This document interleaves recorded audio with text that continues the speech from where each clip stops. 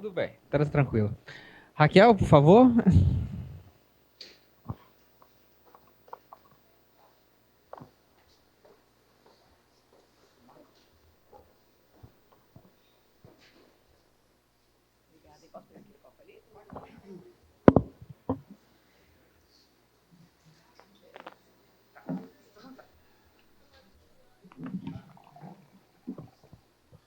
Bom dia. Vocês me ouvem bem?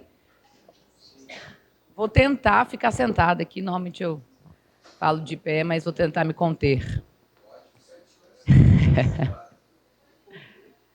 Bom, primeiramente é um prazer. É a primeira vez, não, a segunda, mas depois de longos anos que eu falo aqui na academia, da UF especificamente. A primeira vez teve correlação com a área que eu atuo, que é da minha formação acadêmica, que é um congresso de contabilidade, no qual também eu faço doutorado atualmente. E fui convidada para um baita desafio, não é isso, professor Cláudio? Que é falar um pouquinho de como a gente consegue, ou tem conseguido, né? A gente, leia-se, eu vou me apresentar já, mas o Estado do Espírito Santo, a fazer movimentos concretos nesse tema que, brilhantemente, os professores apresentaram aqui. Então, só enquanto o time está tentando colocar a apresentação, se não der, tudo bem, tá bem? Não tem problema. Combinado. Então, meu nome é Raquel Freixo, eu atualmente estou como subsecretária de competitividade, esse é o nome da nossa subsecretaria, no sentido de efetivamente colocar o Espírito Santo numa rota de investimentos e, consequentemente, de crescimento. Não vou entrar aqui nesses debates mais profundos, né, porque senão eu não vou... peraí, deixa eu começar meu tempo.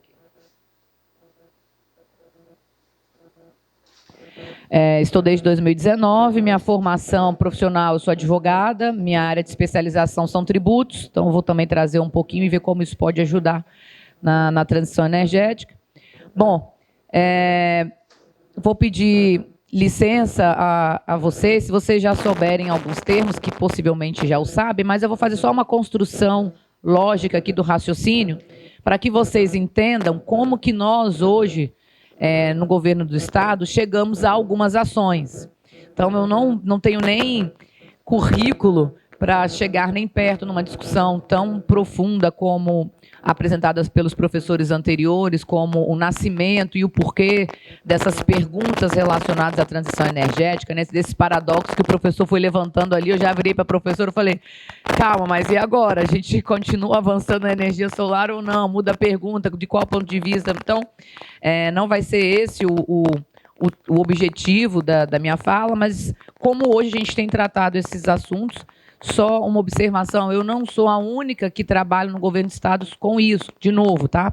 Eu reuni aqui algumas das ações de várias secretarias e, como eu tenho mais propriedade, vou falar de uma ação específica que fica na parte da Secretaria de Desenvolvimento. Então, consequentemente, deu certo. Pronto, você é fera. Obrigada, viu? Consequentemente, o nosso bate-papo aqui, vou chamar assim, então vocês me interrompam, por favor, fiquem à vontade, tá bem? Para fazer indagações no meio da fala, não precisa esperar com que eu conclua, não. Esse é um bate-papo, mas o objetivo é trazer aqui o olhar do que a gente tem, como a gente trabalha atualmente, que é desenvolvimento econômico. Então, a Secretaria hoje do Espírito Santo de Desenvolvimento Econômico tem como principal atuação as articulações junto ao setor privado. E como a gente coloca o setor privado na tônica desse assunto, afinal, como bem trazido aqui por todos, foi a nossa forma de produção, processo produtivo, que chegou aos limites planetários, aí, como vamos conversar. Então, a crise climática eu costumo dizer que passou a ser sentida, né, de forma mais intensa, principalmente no setor privado. Eu não gosto de dizer setor produtivo, afinal, a academia e o setor público também produzem, né? Então, e que como produz? Então, o setor privado, tem muita gente que fala, o setor produtivo. Não, somos todos nós, setor produtivo. Então, o setor privado, digamos assim, as empresas, né, elas começaram a sentir na pele, digamos assim, os efeitos dessas mudanças e todas as consequências a partir da Covid. Afinal de contas, né, eu imagino que vocês tenham presenciado muitas indagações relacionadas a fechamentos de comércio, não é isso?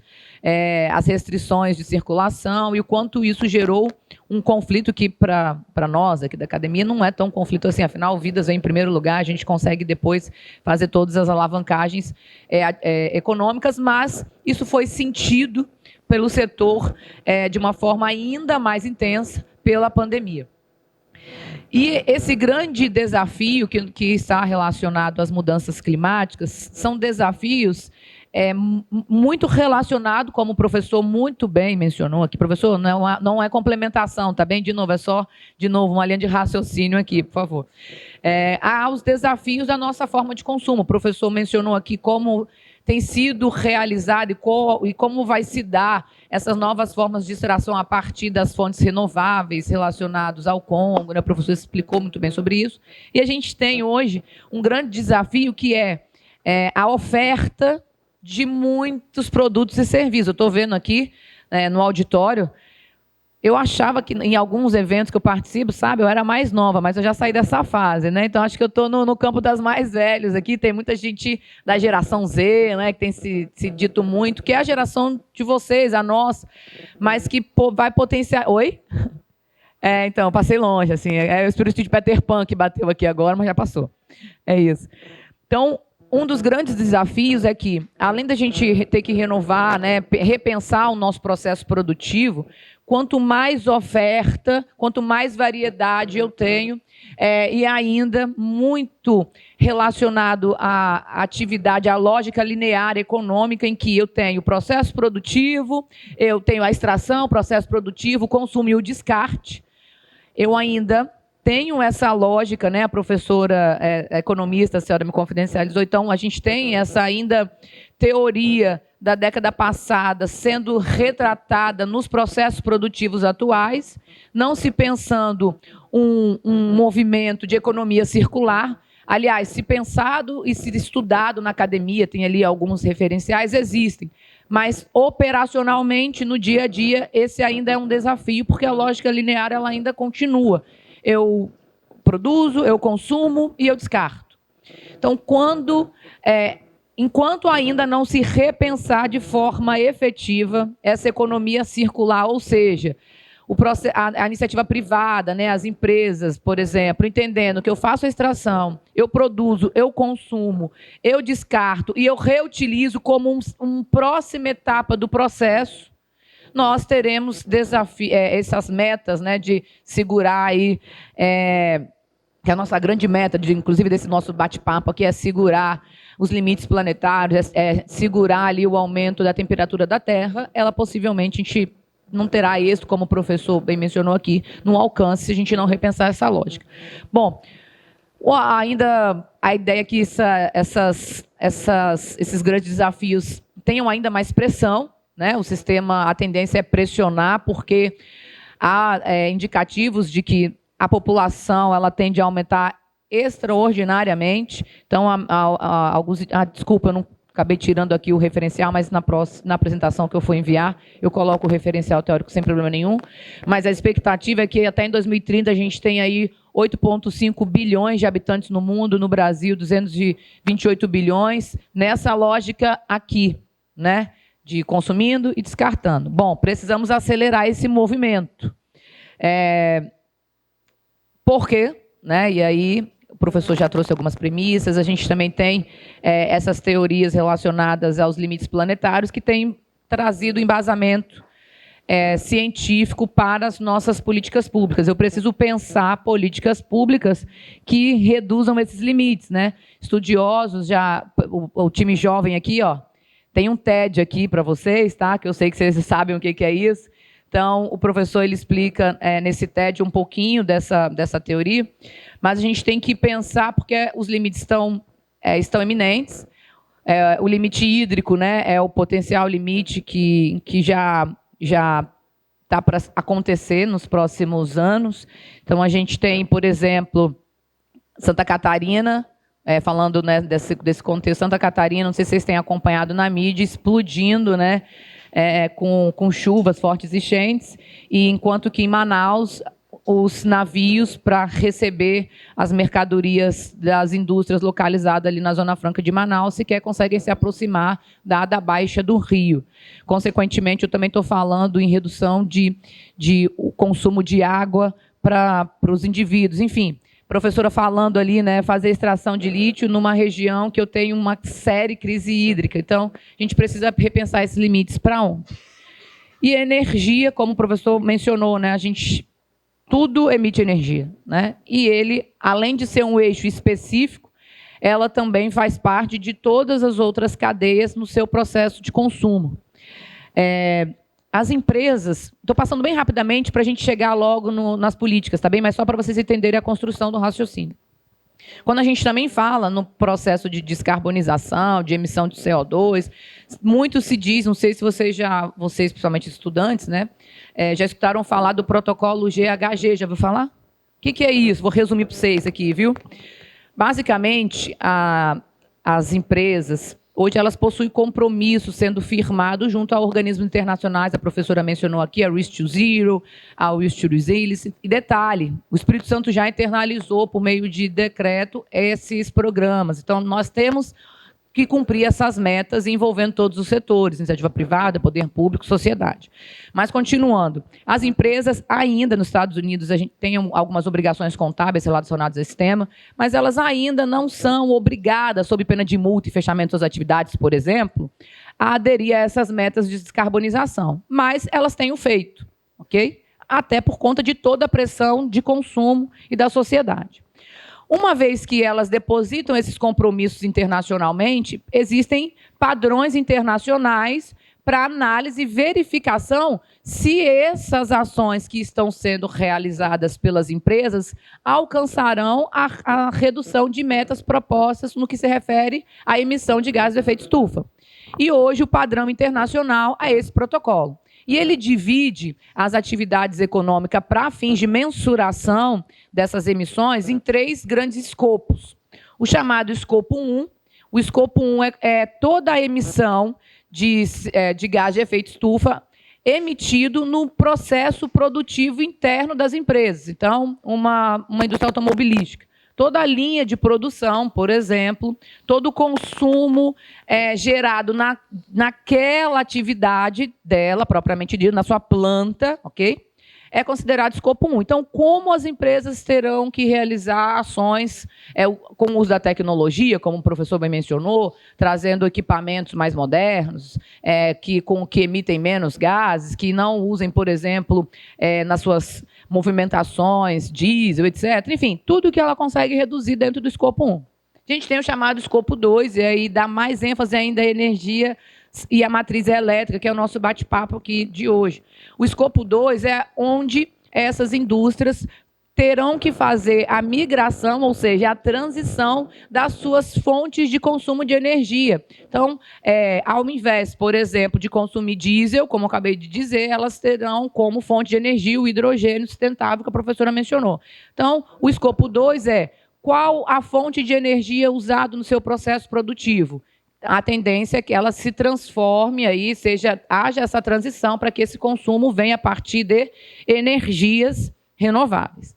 E o escopo 3, que é o maior desafio de todos, é no que se refere ao supply chain, à cadeia de suprimentos do setor produtivo. Então, eu sou uma grande indústria, por exemplo, automobilística. Eu preciso fazer o transporte dos meus carros para outros estados, para outros países. Essa rota marítima, ou seja, esse navio, ele usa o hidrogênio, por exemplo? Ele é um grande emissor? Então, eu vou buscar fornecedores que tendem a ter as suas atividades mais limpas, mais verdes, menos emissoras possíveis. E notem, em todos esses escopos, né, de padrões internacionais, o que se refere à energia, ela tanto perpassa o escopo 1 e 3, afinal de contas, elas são inerentes ao dia a dia, mas notem, é a única que tem o escopo específico. Eu estou falando só de energia a partir do escopo 2. Tamanho, a importância do tema para o setor privado. Bom, A partir disso, também, as ODS nos ajudam muito nessas ações. Então, é um esforço coletivo, humanitário, de tentar criar ações que convirjam com esses temas. Vou perguntar aqui aos alunos. Vocês já leram um pouquinho sobre as ODS? Vocês já entraram nesse site aqui? Já clicaram em cima desses botões? Então, vocês já perceberam que bom, hein? Nossa, é muita exceção à regra, essas cabeças dizendo sim, viu? Quando eu pergunto nos eventos, nem sei o que é isso. Muitas empresas, organismos, poder público, tenta classificar ações, não é isso? Olha, a minha política pública, ela encaixa com a ODS 5 de igualdade de gênero, porque a Raquel foi lá falar e ela é mulher. Não é sobre isso, né? Mas as empresas têm feito isso. Vamos falar sobre isso. Mas a gente precisa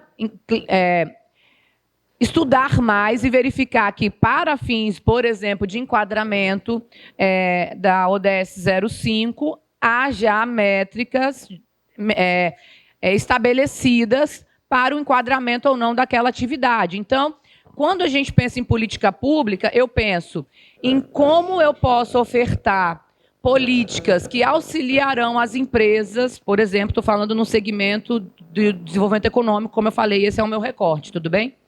Como a gente pode auxiliar as empresas a se adequarem, por exemplo, a essas matrizes, bem como também a realizar os alcances dos ODS.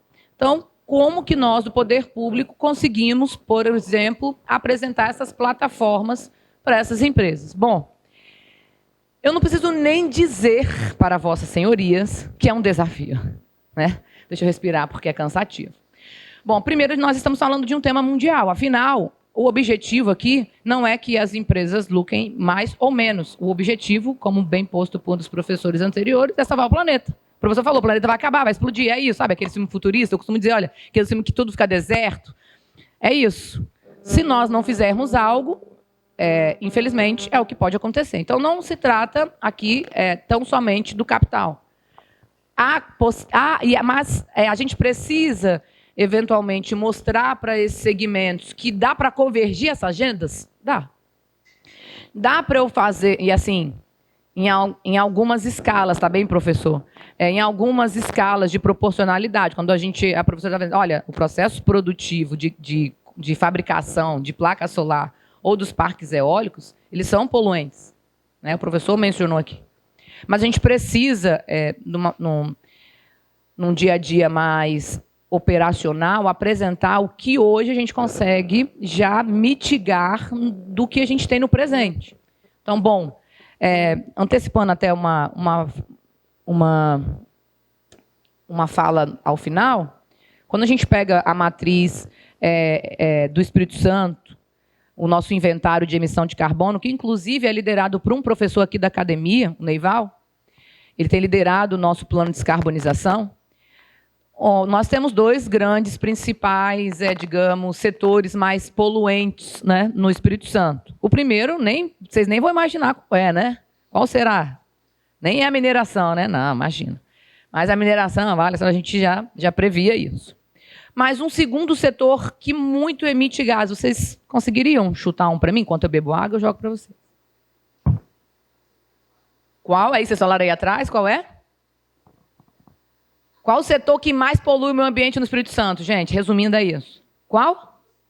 Indústria. Tá, mas assim, faz um... Da moda? Faz parte. Siderúrgica está junto com mineração ali, é o primeiro. Está junto com o primeiro ali. Qual? Sabe qual é? Transporte. Transporte. E vou te dizer, porque o Espírito Santo, como nós somos, por todo um trabalho desenvolvido ao longo dos anos, nós somos um centro de consumo muito pequeno. E nós entendemos que nós estamos localizados estrategicamente no mapa e próximos aos grandes centros de consumo. Então, foi desenvolvida toda uma política pública para que, já que eu sou pouco consumidor, que eu oferte muitos serviços e mercadorias para os estados coleguinhas. Então, hoje, o Espírito Santo é considerado o que a gente chama de grande hub logístico de distribuição. Daqui, do nosso estado, parte os maiores mercadorias que abastecem, por exemplo, São Paulo, Rio e Minas Gerais. Consequentemente, eu tenho aí um setor de transporte muito pujante. E ele é um dos nossos principais, por exemplo, emissores atualmente.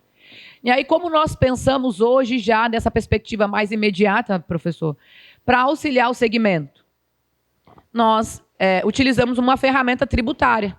Então, o que nós fizemos? Olha, nós vamos reduzir o ICMS para as empresas de transporte, as transportadoras, na aquisição de caminhões novos. O que nós percebemos, e os estudos do professor mostraram isso, muitas dessas emissões, além do volume, mais está relacionado à vida útil desses equipamentos, que é aquela história, né?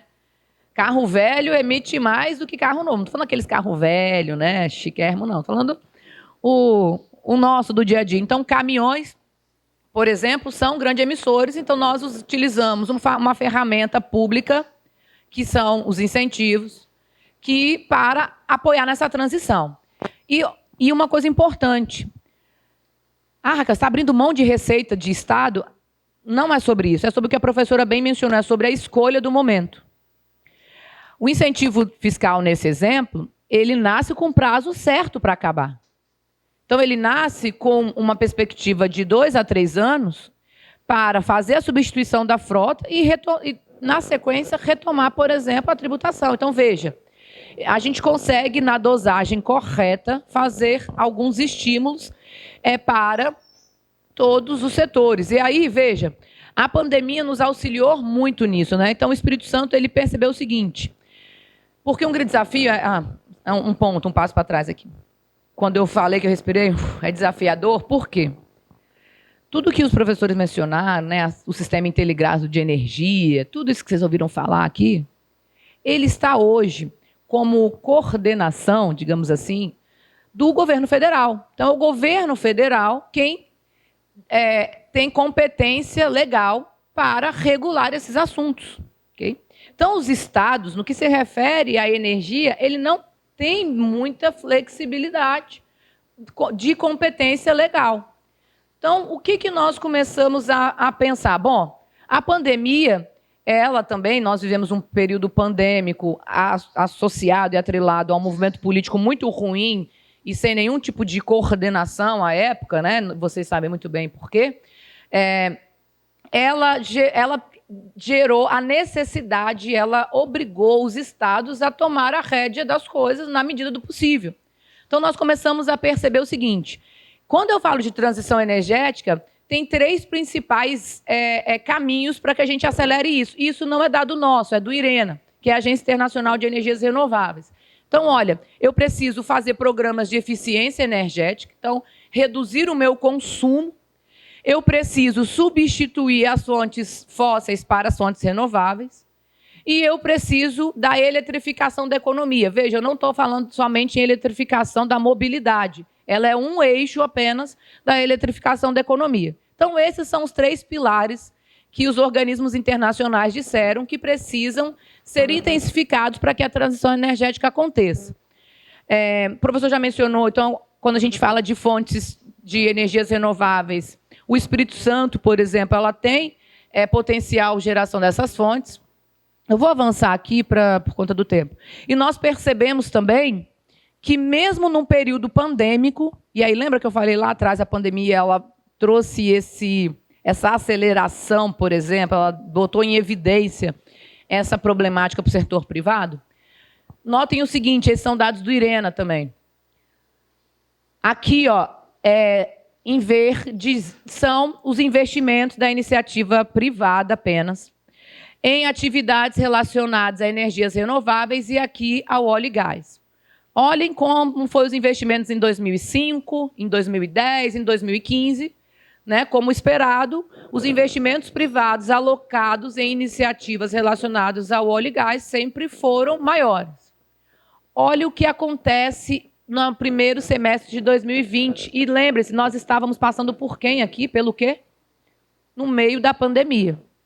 Na pandemia, começa-se a haver uma realocação por parte do setor privado dos seus investimentos.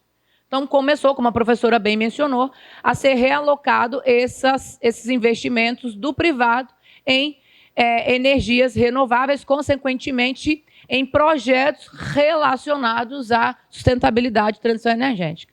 A professora já mencionou isso aqui, todos os professores, então há uma pressão muito grande da Europa, por exemplo, na transição energética, e aí a guerra da Rússia e da Ucrânia, ela evidencia muito bem isso. A Rússia, como tem recebido retaliações econômicas, ela fechou a torneiria, né? E ela é um grande abastecedor de gás para a Europa. Então, a Europa entendeu, olha, eu não posso mais ficar na mão de um ou outro país, preciso correr. Então, existe um plano bem audacioso quanto à transição energética, e lá, como uma das principais, não a única, né? Mas assim, evidenciando ali, colocamos como centro o hidrogênio sustentável, que já foi mencionado aqui. E aí, vejam, são ações bem audaciosas, com 2030, 2024, isso aqui, programa da União Europeia. A Alemanha, em abril desse ano, também lançou um grande pacote de descarbonização e de transição energética, um pacote ali de aproximadamente 175 bi, e também coloca como centro o hidrogênio. A Grã-Bretanha, em junho, fez o mesmo movimento, e o que muito se falou, né, nos últimos meses foi o pacote ali de combate à inflação dos Estados Unidos. Ele traz um capítulo específico como ação de combate à inflação, o investimento em economia verde, em economia sustentável, que chega à ordem de 2,3 trilhões de dólares, o que é inédito, porque os Estados Unidos nunca investiu esse valor numa economia sustentável. Bom, pelo menos essas são as sinalizações que eles deram. O que eles disseram para o mercado? Bom, o povo está investindo em economia verde. Os grandes países sinalizaram de igual monta. Os investimentos e os investidores começaram a perceber que realmente esse assunto ele é urgente e precisa de avanços para receber esses montantes. Outra coisa interessante que nós percebemos, olhando esses estudos das agências internacionais, olhando esses outros governos, é que são 3 grandes frentes de atuação para a aceleração dessa transição energética. Então, o plano dos Estados Unidos, por exemplo, ele traz isso expressamente, tá? Um programa de coordenação nacional.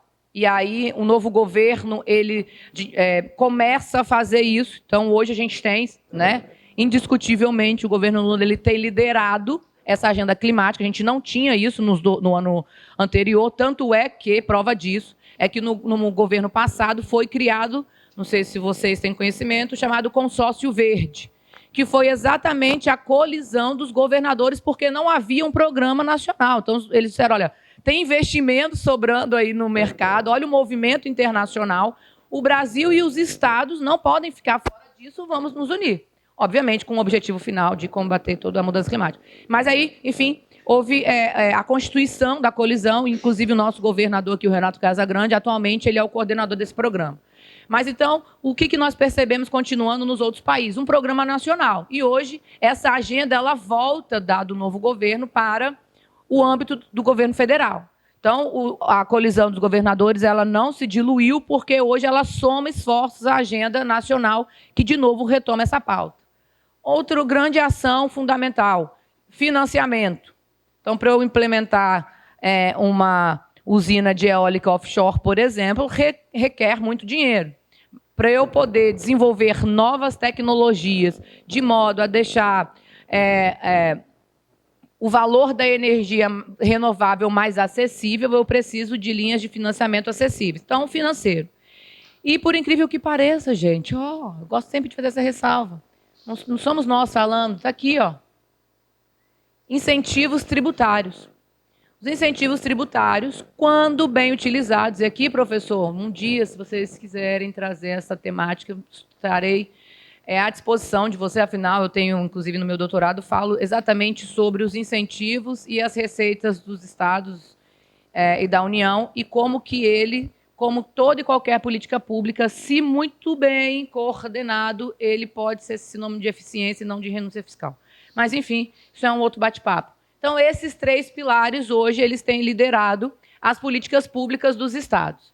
E aí a professora, trazendo um exemplo aqui, mencionou muito a questão dos parques eólicos, né? Então, a gente tem bons ventos, digamos assim, no Nordeste, e que bom que isso está acontecendo, o professor mencionava muito isso, que bom que agora é a vez do Nordeste. Mas também nós temos bons ventos no Sudeste, né, em diversas áreas. Será que essas pás eólicas, como existem lá em alto mar, em vários outros países, acontecerão no Brasil? Muito possível que sim. Tá? Muito possível, inclusive, que as legislações comecem, os marcos regulatórios sejam publicados esse ano. Há uma convergência e uma liderança do governo federal muito propícia para esse ambiente.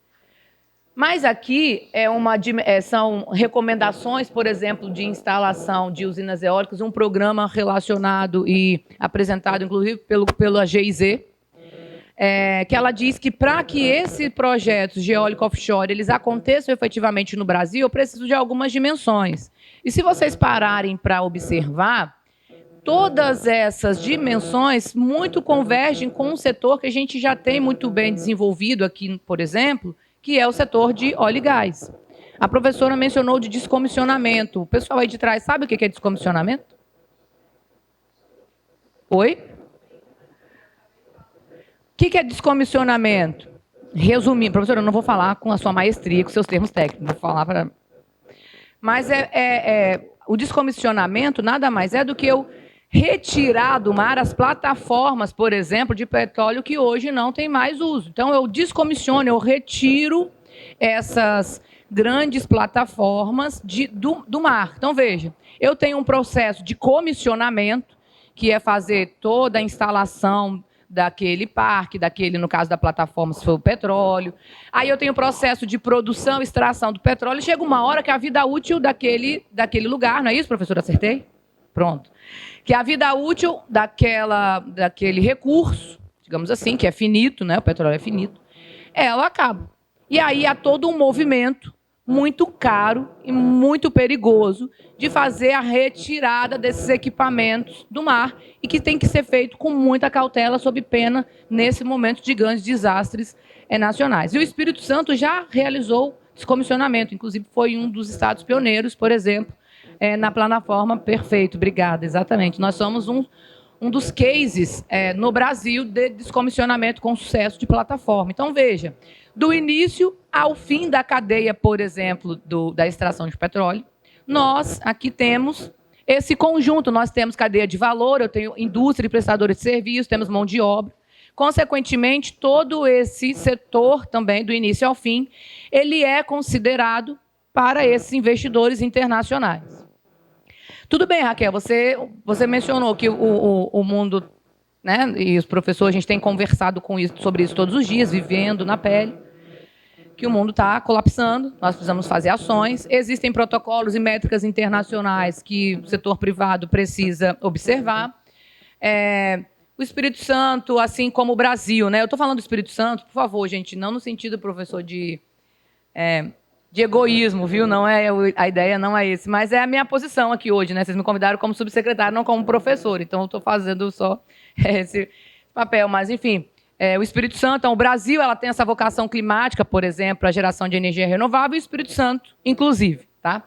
E além disso, nós também sabemos como executar esse projeto, beleza? E aí, o que tem sido feito? O Brasil ainda há uma grande insegurança jurídica. Por quê? Porque ainda falta marcos legais. Então, só para rapidamente, advogado, não sei se tem advogado aqui, eu acho que é uma professora, né, que mencionaram. Hoje, por exemplo, vou dar um exemplo. Existe um decreto do governo federal que trata sobre o mercado de carbono. Foi publicado em 2022 ou 2021. Tem um decreto do governo federal que fala sobre as eólicas offshore. Tem resolução da ANEEL e resolução, que é da Agência de Energia Nacional, e da ANP, que é a Agência Nacional de Petróleo, que eles conversam ali quem vai ter a competência de quê? Se é combustível ou se é energia. Já existe. Mas por que ainda se fala em segurança jurídica para as eólicas offshore se tem legislação? Porque tem uma grande diferença entre decreto e lei, entre resolução e lei. Decreto e resoluções, quem produzem são os presidentes e as agências. Consequentemente, mudando o governo, eu mudo a norma. Quando eu falo de lei, no sentido estrito mesmo, quem produz essa norma é o Congresso Nacional. São os deputados federais e o Senado, por isso da importância das escolhas. Então, é o Congresso. Consequentemente, pode haver mudanças? Obviamente. Mas o processo de debate, de produção da lei, de revogação da lei, ele é mais denso. Por isso que, para a iniciativa privada, para os investidores, o Brasil ainda falta sinalizar essa segurança jurídica. Olha, está muito legal, vocês têm vocação, vocês têm mão de obra, mas me prova que se eu colocar o meu recurso financeiro no Brasil e não na Alemanha ou em outro país, por exemplo, é importante. Eu não vou ter prejuízos, né? A professora falava do capital e é isso. É isso que os investidores acabam olhando. Os incentivos também, enfim, e a infraestrutura. Deixa eu avançar, que eu já acabei falando. No Espírito Santo, né? Tá bom, beleza. O Brasil tem isso. Não sei se vocês falaram em outra, só para finalizar aqui, se vocês falaram em outros painéis, mas a tendência é que nós tenhamos esses mercados aqui regulados por lei esse ano, né? E o que a gente escuta muito em Brasília é o seguinte: vocês já ouviram falar em reforma tributária, pessoal aí de trás, a turma mais nova? Todo mundo, né? O tempo todo, né? Reforma tributária é um assunto tranquilo? Zero tranquilo. Dentro do governo é zero tranquilo. Dentro de casa é zero tranquilo. Há muitas discussões relacionadas ao tema. Eu, particularmente, sou a favor da reforma, não dessa. Mas é muito debate, né? Bom, agora, um assunto que converge, a gente falava isso no início, que converge é o assunto de transição energética. Há muito consenso dentro do Congresso sobre o tema. Há algumas divergências pontuais quanto à redação de um artigo, quanto a como precisa adaptar a redação, dado que as regiões são diferentes do Sul e Sudeste, então a lei precisa prever ali condições específicas, uma vez, por exemplo, que o Sudeste já tem exploração de petróleo em áreas que poderão receber eólica offshore e o Nordeste ainda não. Tem peculiaridades? Beleza, mas são ajustes. O núcleo do debate, ele é unânime. Há uma convergência e há uma liderança do governo federal. Então, o que se escuta é que, muito possivelmente, esse ano ainda, será debatido, com grande expectativa de publicação, se não, no mais tardar, no primeiro trimestre do próximo ano, o marco legal das eólicas offshore, o marco legal, né, a nova regulamentação do hidrogênio sustentável e a lei do mercado de carbono. Então, possivelmente, terão que fazer outro debate, professor, para discutir as novas legislações, né? O Espírito Santo, no meio do caminho, fez alguns deveres de casa. Então, aqui é uma linha do tempo, né? Em 98, nós publicamos uma legislação sobre recursos hídricos, tem o plano de política pública de mudanças climáticas. Só um parêntese, né? Se a gente pegar também os períodos históricos aqui dessa linha do tempo, eu não fiz de propósito, tá, gente? Olha, você só pegou legislações de um determinado governador ou outro, não é. Nós apresentamos, efetivamente, os marcos legais relacionados a esses temas. E como a gente consegue perceber também que como ele faz parte ou não de determinadas agendas de governantes, né? Então, isso é importante. Bom, o programa Reflorestar é um programa pioneiríssimo, né? E que no Brasil a gente tem uma readaptação e a modernização da legislação de recursos hídricos. A gente tem ali em 2015 fortes secas que abateram o Espírito Santo. Consequentemente, a gente tem que repensar as nossas políticas. Em 2019, foi criado todo um sistema de alerta e monitoramento, porque tem isso também, né? A gente precisa fazer um recorte dentro do poder público em duas grandes frentes, tá bem? E a frente que eu estou apresentando para vocês é essa que eu vou dizer. Políticas públicas de mitigação. Então, criar políticas públicas, por exemplo, para reduzir as emissões, né? Para apoiar na transição energética. Okay? E tem as políticas públicas dos desastres. Efetivamente, é que eu preciso fazer todo o apoio. Okay? Tá aqui, ó, que foi exatamente aqui que feito esse recorte. Eu preciso de políticas públicas que serão acionadas rapidamente para já o momento de desastre, efetivamente. Então, a gente tem muito ali políticas públicas relacionadas à defesa civil, ao corpo de bombeiros, também aos direitos humanos, que a gente fala de mudanças climáticas, de desigualdades sociais, de insegurança alimentar, enfim. Então, tem um núcleo específico de combate a desastres que pensa políticas públicas para os efeitos dessas mudanças, as enchentes, os fortes ventos, etc. Nós publicamos, então, a professora mencionou o Atlas Eólico, um recorte, ele foi produzido lá na nossa subsecretaria, inclusive, e eu fui atrás exatamente do que você mencionou. Eu ficava muito agoniada vendo que a gente tem potencial eólico, mas ainda muito incipiente de dados, poder público, então. E nós percebemos, né, que a GIZ, o governo da Alemanha, ele tem um grande envolvimento, afinal, ele precisa receber, a gente viu a Europa que precisa receber essa energia. Então, nós lideramos lá na subsecretaria que eu lidero esse tema, nós conseguimos realizar esse Atlas Eólico com 100% de recursos da GIZ. Então, ele custou R$1,3 milhão, 100% de recurso do governo externo, então não houve dispêndio de recurso do governo do Estado, a gente não teria para...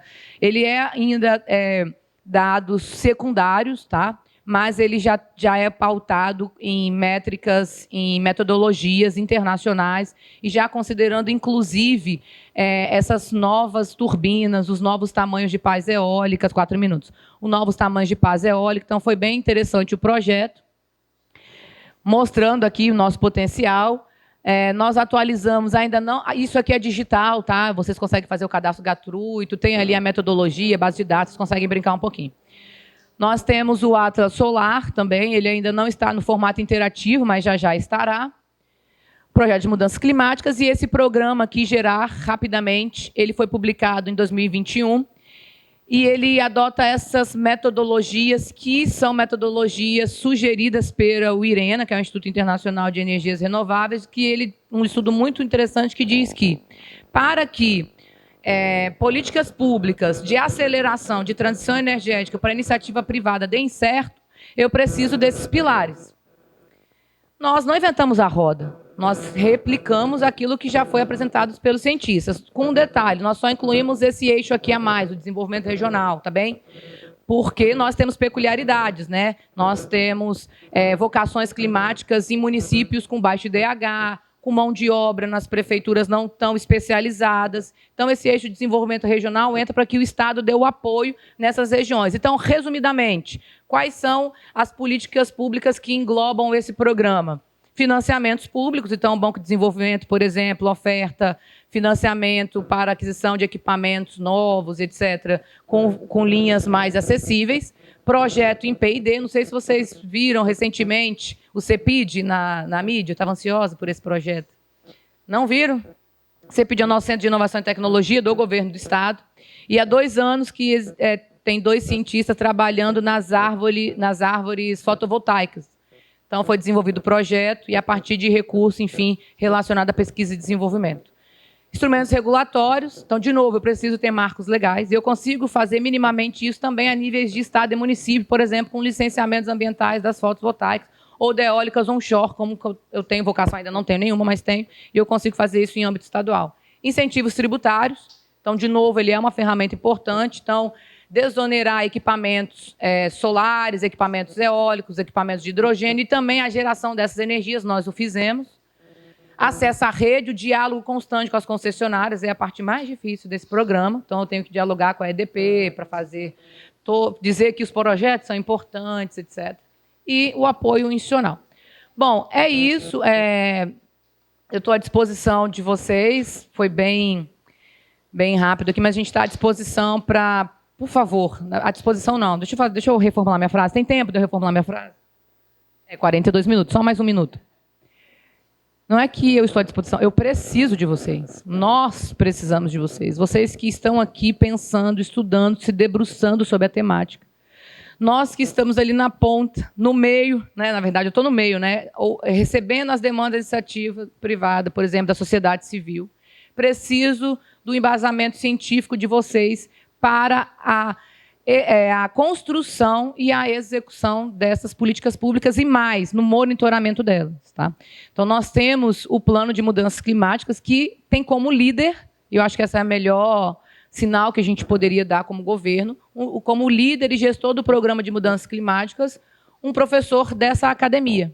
Então, eu peço que vocês se interajam do assunto e nos apresentem, nos ajudem a achar essas soluções melhores de políticas públicas para que o planeta não exploda. Minha filha tem 5 anos, eu quero vê-la fazer uns 20, pelo menos. Tá bem? Combinado? Obrigada, gente. Estou à disposição.